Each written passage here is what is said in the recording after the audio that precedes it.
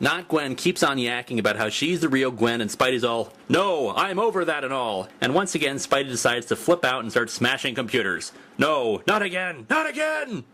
Not another heroic spaz attack! It's not funny anymore! Number 8.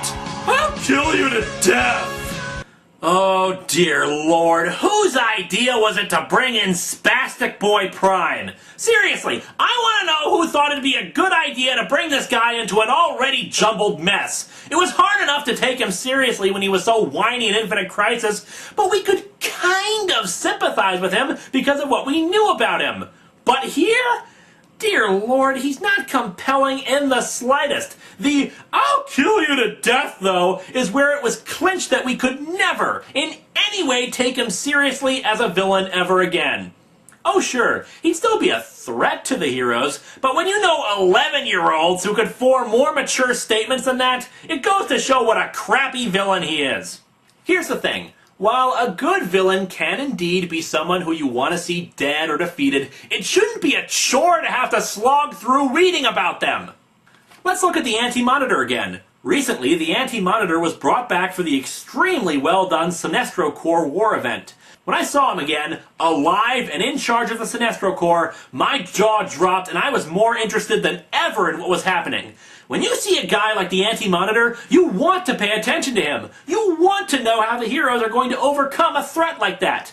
And when you consider that the Anti-Monitor is as basic and evil as it can get, it goes to show that you don't necessarily need anyone too complex as your villain, just a big enough threat that you can't tear your eyes away. But really, Superboy Prissy is the villain who got the most panel time in this series, and the capstone to his existence is, "I'll kill you to death!" He's drawn as an actual adult who's saying those words. It doesn't make you want to pay attention more. It makes you want to flip the page and look at anyone but him.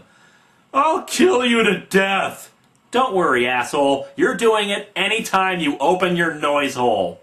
Number 4. Heroic Spaz Attack and Spastic Boy Prime. Ha ha ha ha! Oh dear, can I be unintentionally offensive sometimes?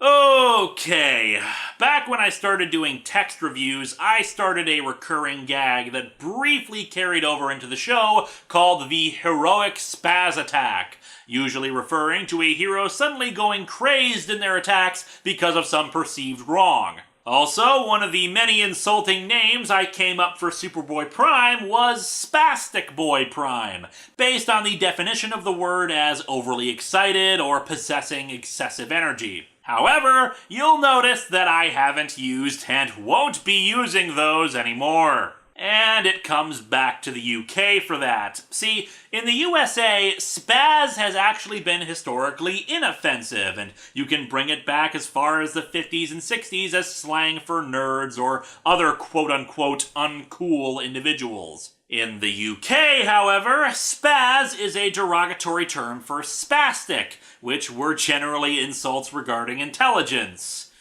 However, that was bred from the word spastic, deriving from those who suffered from cerebral palsy. And in the UK, it's still associated with it in that way. As such, it's pretty much the equivalent of calling someone retarded, an insult built around actual medical conditions. You'll notice that I don't call things retarded on this show either. We here at Atop the Fourth Wall want to be inclusive and not attack anyone. Unless your name is Rob Liefeld, Doug Monk, Joe Quesada, Frank Miller, Gary Brodsky, and I'm sure I'm forgetting a few others. It's preferred to attack people for their work being bad or possessing questionable ethics. I will attack for those reasons, but certainly not because of medical conditions. I will insult people because they are being dumb or moronic. And yes, I'm aware of the historical usage of the words dumb and moron. However, those definitions are outdated, and quite frankly, my vocabulary only stretches so far, so I need as many words for stupid as I can get. Although I suppose I could start using the word asinine. I like the multiple syllables.